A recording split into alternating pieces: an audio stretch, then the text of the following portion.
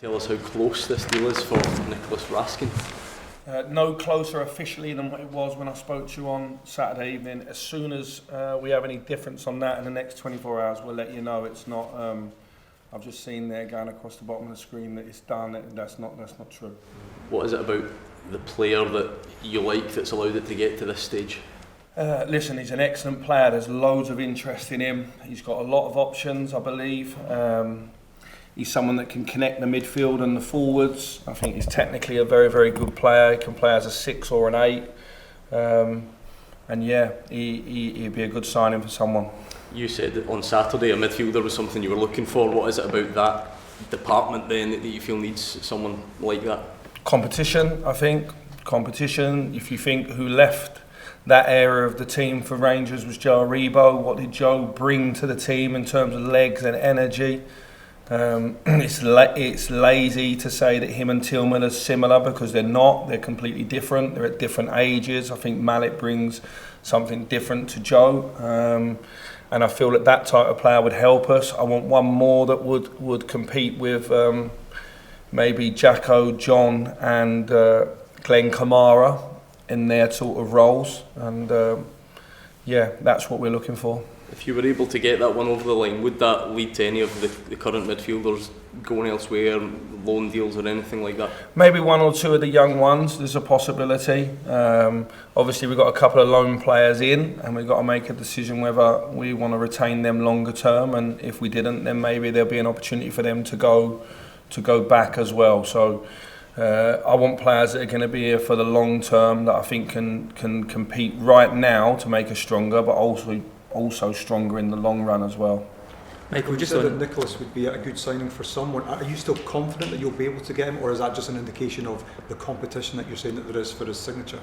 I think there's a lot of competition for his signature. I think he's a sought-after player in Europe. I think it's an eye-catching one because of his age and the fact that his contract's running down. He's got a lot of people that like him. He's a player that's very well thought of in the Belgian national team setup as well. So look, I can't confirm anything right now, but we're closer, but it's not guaranteed right this second.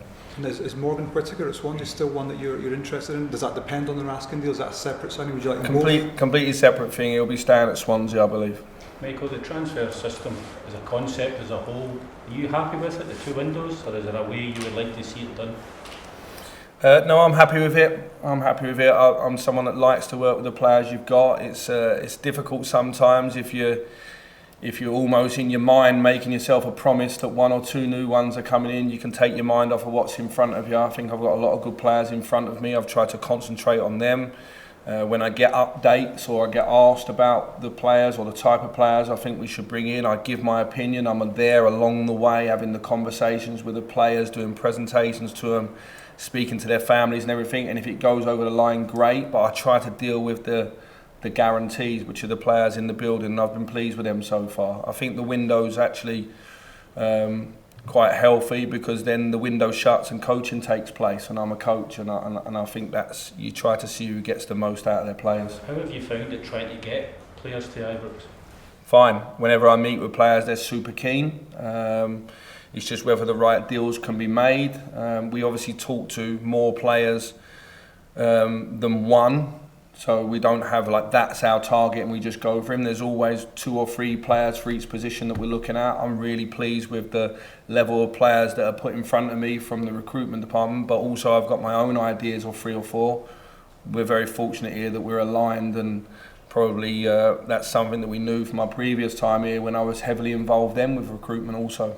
You said you were heavily involved then with recruitment. How different has it been for you this time around? Have you found it more stressful? Is there more in your mind trying to look at the games as well? Or do you almost enjoy it more that you've got more control perhaps?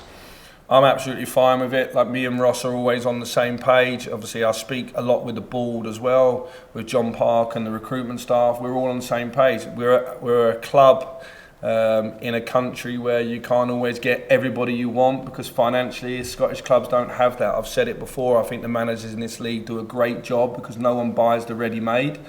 I'm one of the more fortunate managers that can go and spend because we're not always able to do that, and that's why I think we've got managers in this country that do a really good job because they have to have a good eye for the player that they want. often bringing them in for a low fee or no fee, and they've got to make it work. I just wanted to ask you quickly about Antonio, who was just in. How big is it for you having him as an option from the start? And also, I think it was Friday that you'd said you'd perhaps considered partnering him up front with Alfredo for this game on Wednesday. Why would you consider that for this game, and what can two up front offer you that other formations don't? I think away from home, teams might go for you a little bit more, and you want to give them something to think about. I know you guys don't always see Fashion Sakala as a number 9, but he was recruited as one, and he's been moved wide, but he was a number 9 when he played in Belgium, played in the front 2. So I see that as something. Fashion missed out on the weekend. His wife's just had a little baby girl, so sometimes people read too much into things. People do have lives outside of football, and my selections that you're managing as well, so congratulations to him. Since I've come in, Antonio was a player that I really wanted to work with. The reality is he's probably taken part in about 30% of the sessions. He came back into the squad for a couple of games just in case we needed a goal in the last 10 minutes, and you think, well, he's a natural goal scorer, I'll just throw him on. That's probably done him a disservice because he's not been able to build up his fitness in training. So the last week's been quite important. If he had to go hell for leather for 90 minutes right now, I don't think he would be able to. So I'm still pushing him to get him where I want him. And I think he's a very, very good player. He showed that early in the season when he came off a good pre-season. And obviously was scoring goals in bunches. And if we can get that Antonio in the next couple of weeks, I'll be delighted. Michael, you said there that Whittaker will stay at Swansea. What's happened there? Have you decided to pursue other targets? I think there was just one bid that went in and it got rejected, and since then there's been a lot of hot air around the situation. I think he's a boy that they like, that's why they brought him back from Plymouth. They obviously had their plan for him. I thought he was the strongest, probably the strongest or most eye-catching player in League One this season, and he's gone back to Swansea, and I think Swansea are probably looking at the league table thinking he's a really valuable asset. There's no problem with that. You know, he's their boy, and I think he's a good player, and I wish him and Swansea well. So for you, have you got another target lined up for that position? No, because I think when Todd come in, and I think when Yanis comes back from injury like I did at the weekend, it's like where would these players fit right now? And I think maybe in the summer I'll have a clearer picture. I would like to bring another number 9 in the building that's different to the ones that we've got, and my eyes are on that. I have my target on that, and that target is probably not available right now, but will be in the summer. So I don't want to give you any names on that because everybody else might start liking him, but I've got my eye on a very specific player for the summer, and I'm hoping that we'll be able to do that then. Michael, just to go back to Malik, very rare for a player so young to come in and make as big an impact as he has at Rangers. How has he been for you over the 10 games or so? Yeah, brilliant. He's a very shy young man, keeps himself to himself. He's learning about the hustle and bustle of British football, I think. You know, he's a really calm, composed young man, and that really helps him in the final third. I think he's a goal scorer from midfield. He has played as a number 9 and as a number 10 coming through at Bayern Munich. So I'm delighted with Malik. I'm trying to help Malik in a few areas in his game, which I think will enable him to go and play really at the high level in the future. So remind ourselves, he's 20, he's as young as some of the academy boys we've got around the team. And were there any discussions around maybe activating that clause this window, or has that always been something everyone's happy to wait till? Everyone's happy with it. He's on the same page, we're on the same page. For me, he's a player that I want to work with longer than this 6 months, so you can take from that answer what you will. Michael, we've talked about Raskin there, obviously saying there's a lot of competition for him. How pleased will you be if you get that over the line, and how much of a coup will it be for the club to get him? I think with the teams that are linked with him and the interest he's had, if he was to come here, then I think that he'd be very serious about playing for Rangers, and it will be a good asset for us to have. I think he'll have to come in and he'll have to adjust to the league. Each league's different, but at 21 he's got a bright future. He's already played probably the best part of 2 or 3 seasons as a regular for Standard Liège. He's obviously played for under 21s as well for Belgium and been in and around getting a senior call up, so he's a good player. Michael, you spoke about Tillman being a similar age to some of the academy players. Alex Lowry's obviously the name that springs to mind. With Cantwell coming in, is he still somebody that's going to stay around this window, and what can he learn from maybe Tillman? He can learn from training every day, from people like Arfield that have played in the Premier League, from Tillman, from Cantwell who's played in the Premier League, from Yanis Hadji who's a full international. If he if he takes the best bits off those players and still stays that lovely innocent self when he's got the ball in terms of big creation, he's got a chance of being a really, really important player for this club in the future.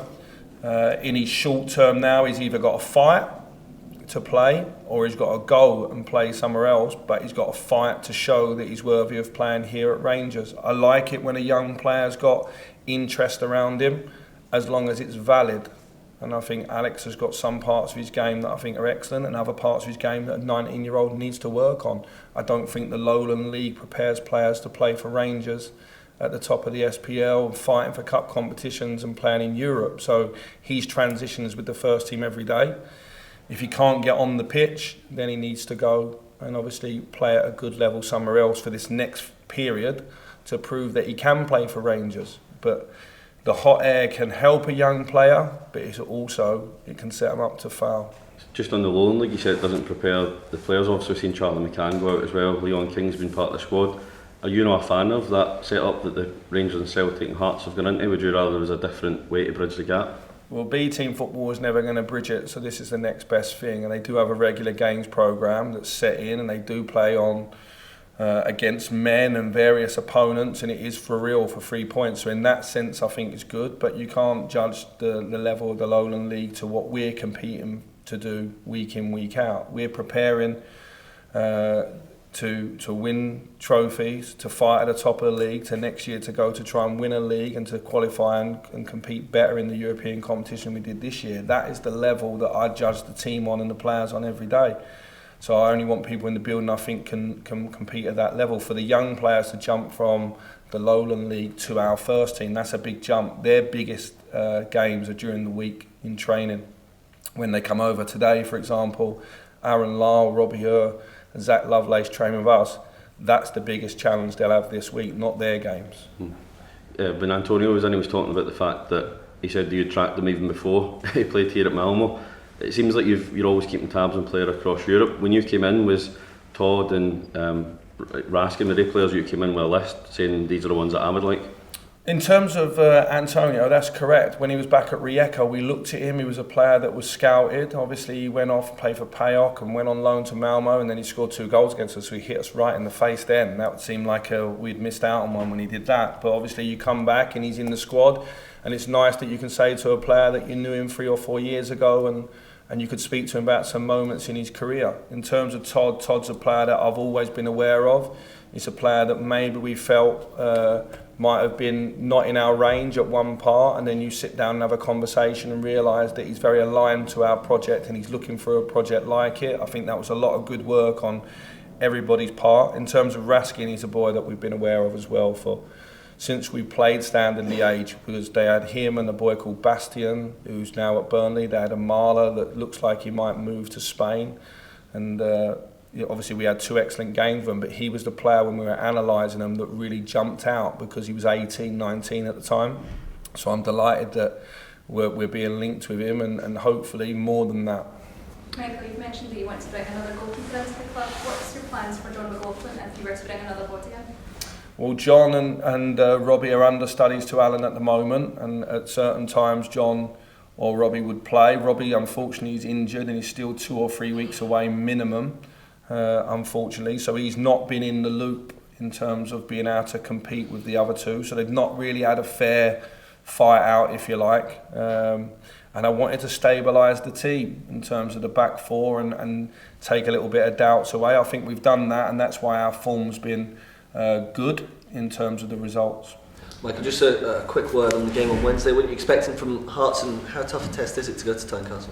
Well, you need to listen to his words. They're the 3rd best team in the country, so I know I got a bit of stick for getting that wrong. It wasn't. I sent Robbie a message via a mutual friend straight after because I knew I'd made a mistake there. I honestly hadn't looked at the league table, and I know that sounds crazy, but I know where my team are in the league. You guys tell me every week where I am and how many points I am behind, so there's no need for me to look at a league table. So there was no disrespect in that. I think Robbie's done a fantastic job for the 2nd time at Hearts.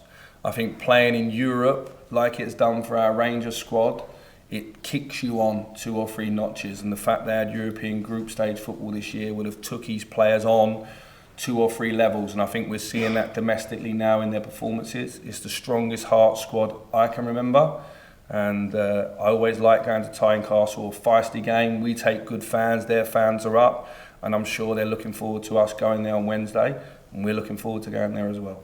Any players out, any players in?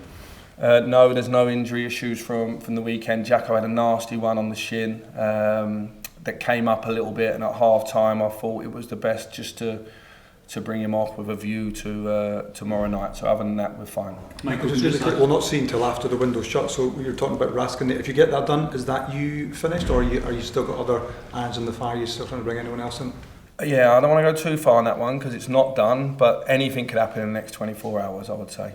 Michael, can I ask about, you said loan players maybe potentially going back. There's James Sands, someone who still has a role to play for you between now and the end of the season when that loan's up? Yeah, listen, all the players that are in have a part to play, but if 1 or 2 things happen in the next 24 hours, it moves the goalpost for everyone. My office is it's like a doctor's office this morning. There was 1 or 2 waiting that want to have a conversation, all positive, but obviously when new players come in, it does move the goalpost and people go home and it gets competitive. That's what I want. That's what we've not had probably for the first month of me coming in. The second month that I've just finished was a lot more like it in terms of competition, and I felt at the weekend that was the strongest squad that I've been able to pick from so far. You touched upon the centre-back position, Michael. Is that with a view to adding in this window?